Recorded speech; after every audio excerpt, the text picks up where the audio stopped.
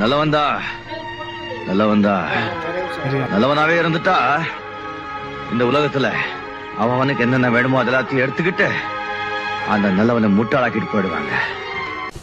என்னப்பா